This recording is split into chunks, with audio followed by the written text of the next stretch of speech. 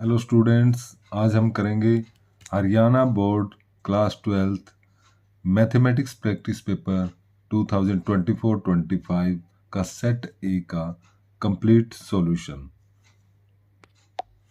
So students, यदि आप इस प्रैक्टिस पेपर को अच्छी तरह से कर लेंगे तो आपकी प्री बोर्ड की प्रिपरेशन हो जाएगी और फाइनल के लिए भी आप बड़े कॉन्फिडेंट हो जाएंगे। तो चलिए स्टार्ट करते हैं सेक्शन ए, जो कि 1 मार्कर क्वेश्चन है। 20 क्वेश्चन होंगे सेट ए में, इसमें सेक्शन ए में, तो 1 मार्क के हैं। तो फर्स्ट क्वेश्चन जो दिया हुआ है, let f is a function from r to r, real number to real number, be defined as fx is equal to x cube, choose the correct answer. Answer दिए हुए हैं इसमें। f पूछा गया क्या 1 ऑन टू है, f many 1 onto है, या f 1 है ऑन टू नहीं है, एंड f इज नाइदर 1 और ऑन टू। तो देखिए fx is equal to x cube है, real number to real number है ये फंक्शन। तो real number to real number में यदि हम देखें r टू r ये है, तो इधर रियल नंबर है हमारे पास, तो उसमें से कुछ एक मैं लिख लेता हूं, जैसे -1, कुछ माइनस के और प्लस के मैं लिख लेता हूं, उसमें से रियल नंबर मैंने लिखे।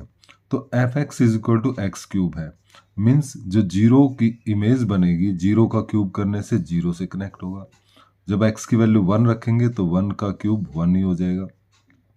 2 रखने पर यहाँ पर 2 8 से कनेक्ट होगा, तो 2 मान लीजिए यहाँ पर 8 से कनेक्ट हो गया। इस तरह -1 रखेंगे तो -1 का क्यूब -1 ही रहेगा, और -2 का क्यूब हो जाएगा -8। तो इस तरह से हम देख रहे हैं कि डिफरेंट एलिमेंट्स की डिफरेंट इमेज आ रही है, मीन्स ये फंक्शन 1 है, 1 तो है, मीन्स डिफरेंट एलिमेंट है, डिफरेंट इमेज। दूसरा देखते हैं ऑन टू चेक करने के लिए। ऑन टू चेक करने के लिए हमें देखना होता है कि जो सेकंड सेट होता है उसमें कोई भी एलिमेंट अनकनेक्टेड नहीं रहना चाहिए, मीन्स उसकी प्री इमेज फर्स्ट सेट के अंदर जरूर मिलनी चाहिए। तो हम यहाँ पर देख रहे हैं कि जो -2 है इसका क्यूब रूट इधर मिलना चाहिए, जबकि -2 का क्यूब रूट एग्जिस्ट ही नहीं करेगा रियल नंबर्स के अंदर। तो इसका मतलब ये जो माइनस के नंबर होंगे हमारे, उनकी प्री इमेज फर्स्ट सेट के अंदर अवेलेबल नहीं होंगे, ये अनकनेक्टेड रह जाएंगे, that means not onto रहेगा ये। तो हमारी जो ऑप्शन है इसमें सी ऑप्शन रहेगी, f is 1 but not onto. So first question का आंसर रहेगा सी। सेकंड क्वेश्चन में पूछा है कोसिकेंट इनवर्स -2 की वैल्यू। तो यहां पर हम देखते हैं कोसिकेंट इनवर्स -√2 को यदि हम लिखते हैं x के इक्वल, तो वैसे हमें पता है कि कोसिकेंट की जो वैल्यू √2 होती है वो होती है कोसिकेंट 45 पर। कोसिकेंट 45 की वैल्यू √2 होती है। अब क्योंकि यहाँ पर माइनस लिखा हुआ है तो साइन और टेन और कोसिकेंट में हम माइनस लगा देते हैं इस वैल्यू के ऊपर, यदि हमें -√2 चाहिए।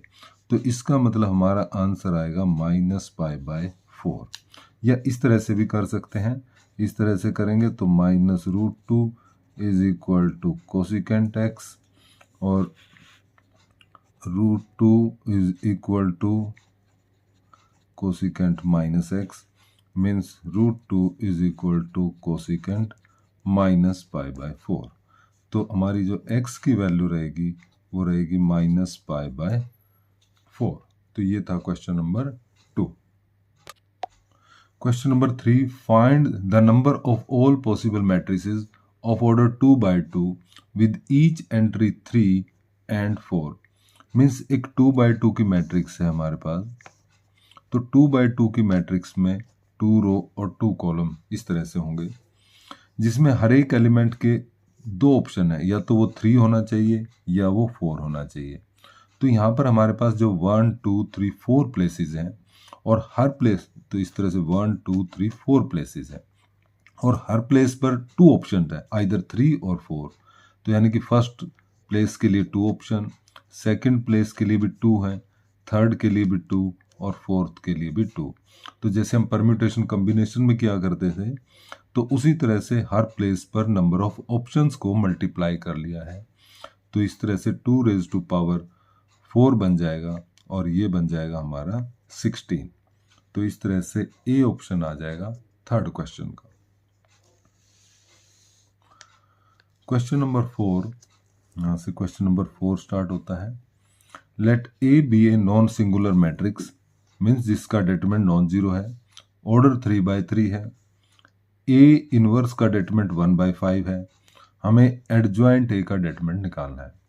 तो सबसे पहले तो हमें रिलेशन पता होना चाहिए कि A determinant is equal to 1/a inverse का डेटरमिनेंट, यानी ए डेटरमिनेंट की वैल्यू ए इनवर्स के डेटरमिनेंट से रेसिप्रोकल होती है। अब क्योंकि ए इनवर्स का डेटरमिनेंट 1/5 है, तो ए डेटरमिनेंट हो जाएगा इसका रेसिप्रोकल मीन्स 5 हो जाएगा, क्योंकि ये 1/5 है, तो यहाँ इसका रेसिप्रोकल 5 बन जाएगा। तो ए डेटरमिनेंट हुआ है 5। अब हमें निकालना है एडजॉइंट ऑफ ए का डेटरमिनेंट, जिसकी वैल्यू होती है ए डेटरमिनेंट की पावर n-1। यहाँ पर n जो है ऑर्डर होता है, तो यहाँ पर ऑर्डर 3 है, तो यानी कि ए डेटरमिनेंट हो जाएगा 3-1, that is A determinant is equal to 2, और ए डेटरमिनेंट की वैल्यू हम निकाल चुके हैं 5, सो 5 की पावर 2 दैट इज 25।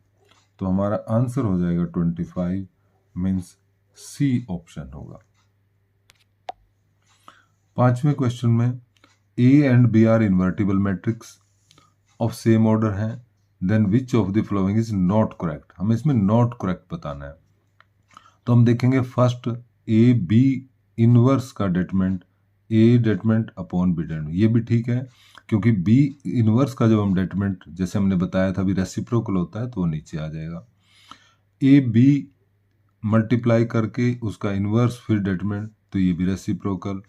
मल्टीप्लाई में जब इनवर्स करते हैं ऑर्डर चेंज हो जाता है।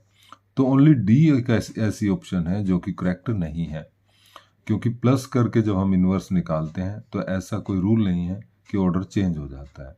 बाकी तीनों करेक्ट हैं, तो डी ऑप्शन आंसर है। क्वेश्चन नंबर 6 में find dy by d x, x minus y is equal to pi. यहाँ पर x माइनस वाई पाई के इक्वल है।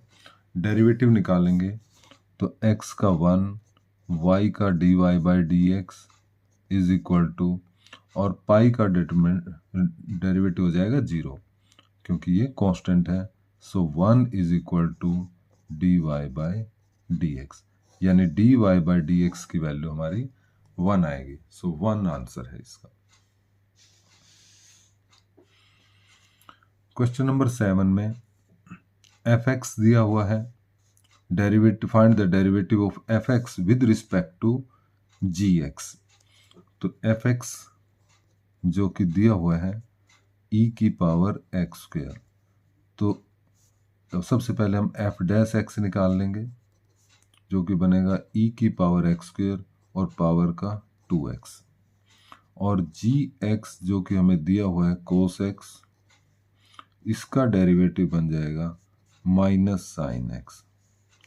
तो हमें निकालना है derivative of fx with respect to gx। fx का derivative with respect to gx वो होगा पहले fx का डेरिवेटिव जो कि बना था, अभी लिख देंगे हम उसकी वैल्यू, डिवाइड में g का डेरिवेटिव। तो f का डेरिवेटिव हमारा ये बना था e की power x square 2x, divide में g का डेरिवेटिव बना था माइनस साइन x। सो ये आंसर रहेगा। न्यूमरेटर में fx का डेरिवेटिव और डिनोमिनेटर में gx का डेरिवेटिव। क्वेश्चन नंबर 8 यहां से स्टार्ट हुआ। For any positive integer n minus pi to pi, और ये जो फंक्शन दिया हुआ है इसका इंटीग्रेशन हमें बताना है। तो देखिए जो फंक्शन दिया हुआ है यहाँ पर, इस पर हम प्रॉपर्टी लगाएंगे। इसको हम यदि fx ले लें, e की पावर कोस स्क्वायर x और साइन क्यूब 2n + 1x, और अब हम x को रिप्लेस कर देते हैं माइनस एक्स से। तो यहाँ पर x को माइनस एक्स रिप्लेस करने से कोई फर्क नहीं पड़ेगा, क्योंकि कोस पे वैसे भी नहीं पड़ता और यहाँ पर स्क्वायर भी है। यहाँ पर रखने से साइन पर असर होता है, क्योंकि sine minus x is equal to minus sine x होता है, और दूसरा क्यूब है तो यहाँ से माइनस बाहर आ जाएगी, sine cube 2n + 1 x, x को माइनस एक्स से रिप्लेस करने से, यानी कि f of minus x is equal to minus x minus f x आ जाएगा। मीन्स जो हमारी वैल्यू है नेगेटिव से मल्टीप्लाई हो जाती है x को माइनस एक्स से मल्टीप्लाई करने पर। तो अब जो प्रॉपर्टी है हमारी इंटीग्रेशन में, -a to a f(x) dx is equal to होता है 0 if f(x) is a odd function. तो ये जो प्रॉपर्टी है हमारी, ये ऑड फंक्शन को शो करती है। तो इस तरह से ऑड फंक्शन का इंटीग्रेशन, यदि लिमिट उसकी -a to a है तो वैल्यू 0 बनती है। तो क्योंकि ये हमने चेक कर लिया, ये ऑड फंक्शन है, -a to a टाइप की लिमिट है, तो इसकी वैल्यू 0 आएगी, means B option. 9th question में find the value of dx upon e⁻x plus e⁻−x।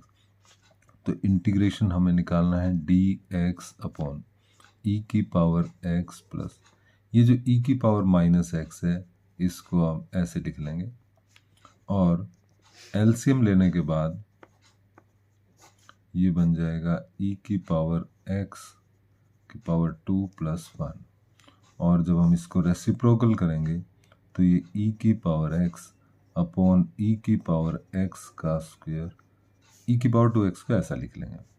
अब यहाँ पर सब्स्टिट्यूट करेंगे, let e⁻x is equal to t और e⁻x dx is equal to dt।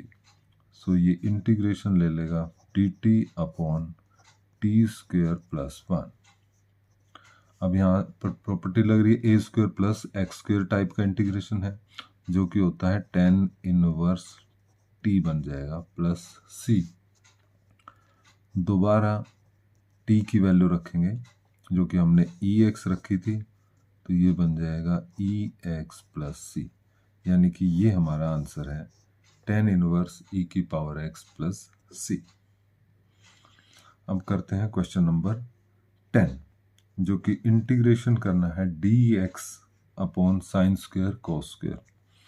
तो यहाँ पर न्यूमरेटर में है 1 है। अब इस न्यूमरेटर को हम लिखेंगे sin² प्लस cos², और डिनोमिनेटर में है sin² cos² dx। अब स्प्लिट कर लेंगे न्यूमरेटर को, sin² की डिवाइड में भी sin² cos² प्लस में cos² के डिवाइड में भी sin² and cos² dx। sin² से sin² कैंसिल हो जाएगा और cos² से cos²। तो इस तरह से 1 अपॉन cos² dx, और दूसरे में बन गया 1 अपॉन sin² dx, जिससे ये बन गया sec² dx प्लस ये बन गया cosec² dx। तो sec² का इंटीग्रेशन होता है tan x और cosec² का होता है -cot x प्लस c। तो इस तरह से हमारा जो आंसर रहेगा tan x -cot x plus c, means B answer रहेगा। सो 11th क्वेश्चन है the number of arbitrary constant in the particular solution of the differential equation of the 4th order are. तो हम यहाँ पर ध्यान देने वाली बात है कि जो सॉल्यूशन बोला है पर्टिकुलर सॉल्यूशन जिसमें कि कांस्टेंट ऑफ इंटीग्रेशन नहीं आता। तो पर्टिकुलर सॉल्यूशन में तो कोई कांस्टेंट होता ही नहीं, यहाँ पर आर्बिट्रेरी कांस्टेंट होता ही नहीं है। तो यहाँ पर पर्टिकुलर सॉल्यूशन में नंबर ऑफ आर्बिट्रेरी कांस्टेंट 0 होता है, वो जनरल सॉल्यूशन में होते हैं कांस्टेंट। तो यहाँ पर आंसर रहेगा 0। क्वेश्चन नंबर 12 में पूछा है degree of this differential equation. तो इस डिफरेंशियल इक्वेशन में हम देखते हैं और हाईएस्ट ऑर्डर हमारा 2 है ये, तो डिग्री होती है हाईएस्ट ऑर्डर की पावर। तो ये हाईएस्ट ऑर्डर जो दिया हुआ है इसकी पावर हम यहाँ देखते हैं 1 है, तो इसका मतलब degree of this differential equation is 1 answer है। क्वेश्चन नंबर 13 में हमें वेक्टर क्वांटिटी बतानी है कि इनमें से वेक्टर क्वांटिटी कौन सी है। तो बाकी देखते हैं 10 kg, ये एक स्केलर क्वांटिटी है क्योंकि मास है। 40 वाट ये भी एक स्केलर क्वांटिटी है, और कूलम में भी स्केलर क्वांटिटी होती है। तो ओनली 20 मीटर पर सेकेंड जो कि एक्सेलरेशन की यूनिट है, ये एक वेक्टर क्वांटिटी है, बाकी तीनों स्केलर क्वांटिटी है। तो ये था 13th question. So question number 14 है इफ ए वेक्टर है 4i प्लस 6j, बी दिया हुआ है 3j plus 4k, then the vector form of the component of A along B is. तो इसको समझेंगे हम कि मान लीजिए ये बी वेक्टर है, ये ए वेक्टर है, और ये इन दोनों के बीच का थीटा है। तो ए का कंपोनेंट अलोंग बी वो होता है ए कोस थीटा, ये है component of A along B, A cos theta. तो एक्चुअल में हमें ए कोस थीटा निकालना है, बट किस डायरेक्शन में, अलोंग बी वेक्टर। तो इसको हम मल्टीप्लाई कर देंगे बी के यूनिट वेक्टर से, क्योंकि डायरेक्शन किसकी चाहिए हमें, बी की, तो बी का यूनिट वेक्टर ले लेंगे। अब हमें चाहिए ए कोस थीटा और उसको मल्टीप्लाई बी के यूनिट वेक्टर से। अब हमें पता है ए डॉट बी इक्वल होता है ए का मैग्नीट्यूड, बी मैग्नीट्यूड और कोस थीटा। तो हमें चाहिए तो ए कोस थीटा चाहिए, यानी कि बी को नीचे ले आएंगे, यानी A dot B upon B का मैग्नीट्यूड हमें चाहिए ए कोस थीटा हमारा काम करेगा। सॉरी यहाँ पर लिखेंगे ए डॉट बी, हमें पता है ए का मैग्नीट्यूड, बी का मैग्नीट्यूड, कोस थीटा। तो हमें क्योंकि ए कोस थीटा चाहिए तो बी को हम नीचे ले आए, तो हमें ये चाहिए यहाँ पर, और इसको मल्टीप्लाई करना है बी के यूनिट वेक्टर से। तो मैं ए कोस थीटा की वैल्यू रखता हूँ ये ए डॉट बी डिवाइड में बी का मैग्नीट्यूड, ये मैंने A cos theta, B unit vector. तो बी का यूनिट वेक्टर कैसे बनेगा, बी वेक्टर को उसी के मैग्नीट्यूड से हम डिवाइड कर देंगे, तो इस तरह से ये बन जाएगा हमारा। तो कुल मिलाकर हम इसको इकट्ठा करेंगे, यानी कि A dot B upon B magnitude का स्क्वायर, उसको मल्टीप्लाई करेंगे बी वेक्टर से। तो अब इसको सॉल्व करते हैं। ए डॉट बी चाहिए हमें चाहिए ए डॉट बी। ए है हमारा 4i प्लस 6j, उसकी डॉट करनी है बी से जो कि है 3j प्लस 4k, साथ में लिखना है हमें बी वेक्टर जो कि यही है 3j प्लस 4k, और डिवाइड में हमें स्क्वायर करना है बी के मैग्नीट्यूड का। तो बी का मैग्नीट्यूड आएगा हमारा यहाँ से 9 प्लस 16 25 यानी कि 5, और यहाँ पर बी का स्क्वायर करना है तो हो जाएगा 25। अब जब डॉट करते हैं तो आई जे की 0, आई के की भी 0, जे इंटू जे हो जाएगी 18, जे और के की भी 0, so this into 3j plus 4k। तो कुल मिलाकर हमारा 18/25 एंड 3i प्लस 4j, यानी कि बी ऑप्शन बने। तो इसको दोबारा समझ सकते हैं हम कि ए का जो कंपोनेंट होगा अलोंग बी वो ए कोस थीटा होगा, डायरेक्शन बी की लेनी तो बी का यूनिट वेक्टर करेंगे। ए कोस थीटा निकालने के लिए हमें फार्मूला ये जो होता है, यहाँ से ए कोस थीटा निकालना था तो वो ये निकाला। तो इसको हम प्रोजेक्शन भी कह सकते हैं, projection of A on B. ये projection of A on B ही है जिसको हमने बी के यूनिट वेक्टर से मल्टीप्लाई करना था, जो कि हमने निकाल लिया।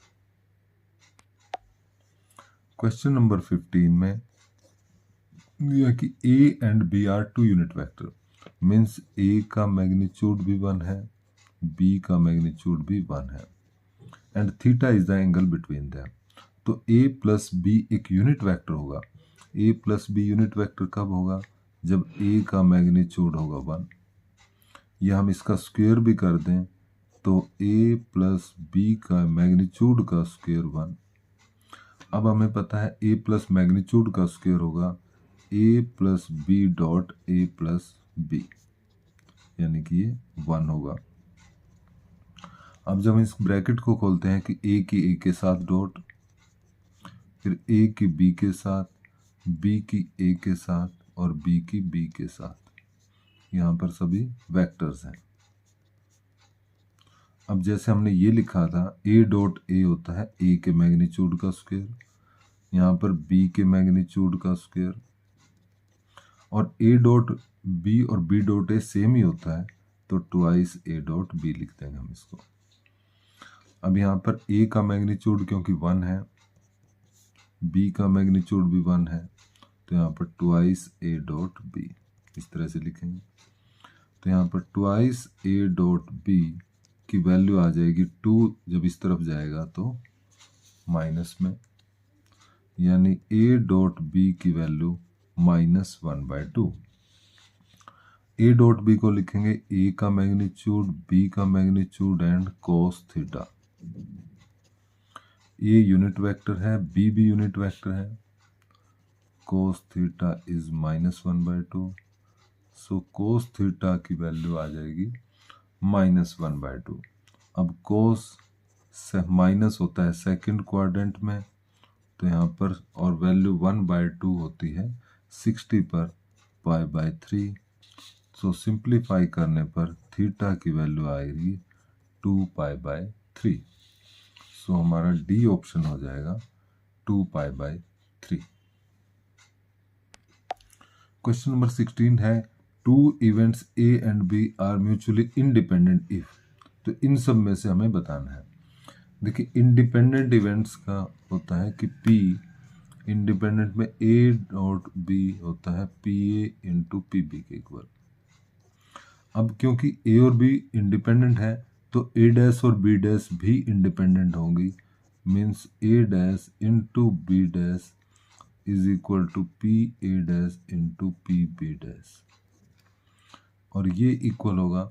अब not happening of a events को लिख सकते हैं 1 माइनस हैपनिंग ऑफ ए, और इसको लिखेंगे 1 माइनस PB।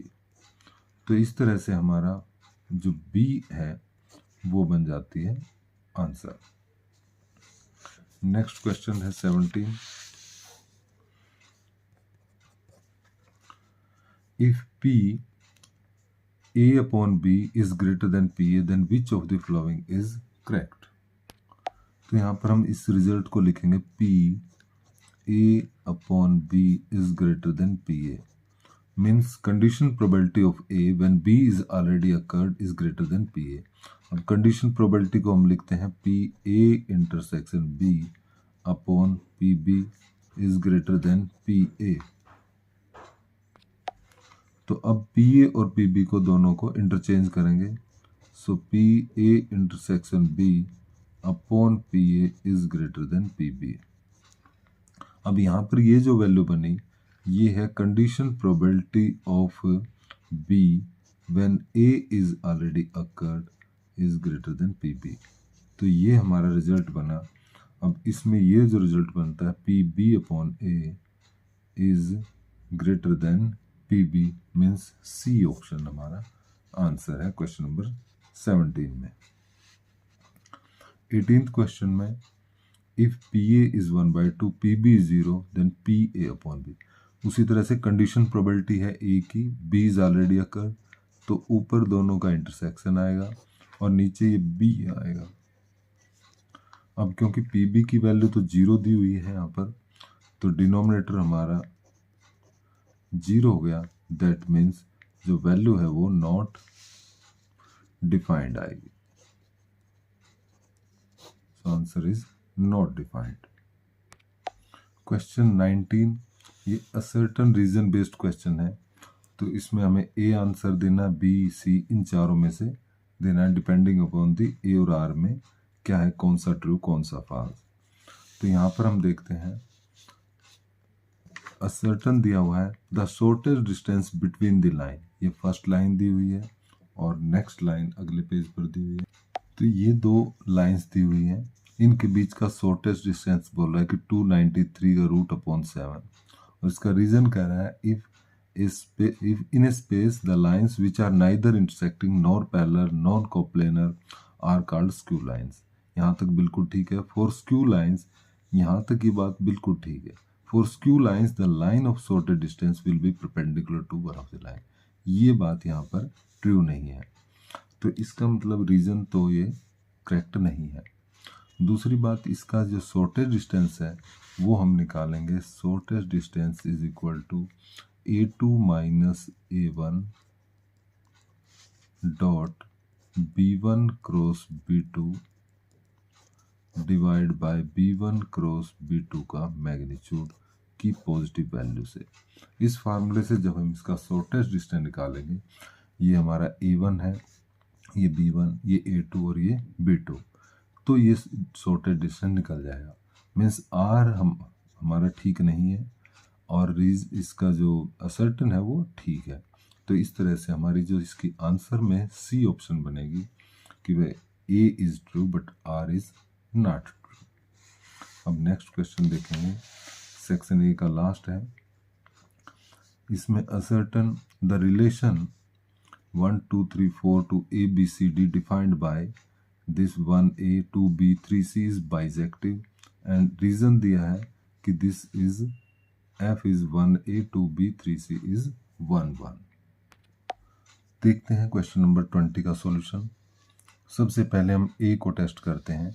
A में लिखा हुआ है कि रिलेशन 1 2 3 4 कनेक्टेड है ABCD से, और किस तरह से 1A से कनेक्टेड है, 2B से और 3C से। तो यहाँ पर हम देखते हैं चेक करना है बाइजेक्टिव फंक्शन। तो सबसे पहले तो ये फंक्शन ही नहीं है, क्योंकि यहाँ पर 4 की कोई इमेज ही नहीं बन रही। यदि बनती भी तो भी यहाँ D इसका दूसरा ही बाइजेक्टिव के लिए ऑन टू भी होना चाहिए। तो D की, क्योंकि यहाँ पर इसमें कोई प्री इमेज नहीं है, तो ये ऑन टू भी नहीं बनेगा। तो सबसे पहले ये फंक्शन ही नहीं है, तो इसका मतलब R जो हमारा A है वो फॉल्स है। दूसरा चेक करते हैं रीजन। यहाँ पर F1 2 3 से है ABCD से, तो देखते हैं 1A से कनेक्टेड, 2B से और 3C से। अब देखते हैं क्या ये 1 1 है, तो इसमें बोला 1 1। 1 1 तब होता है जब डिफरेंट एलिमेंट्स की डिफरेंट इमेज होती है, तो यहाँ पर डिफरेंट एलिमेंट्स की डिफरेंट इमेज है, मीन्स ये 1 1 है। तो assertion is false, reason is true, means हमारा इसका आंसर आएगा D कि भाई A फॉल्स है और रीजन इसका करेक्ट है। सो स्टूडेंट्स, ये था सेक्शन A। अगली वीडियो में हम सेक्शन B को सॉल्व करेंगे, B और C को, और फिर नेक्स्ट में नेक्स्ट सेक्शन को हम सॉल्व करेंगे। Thank you so much.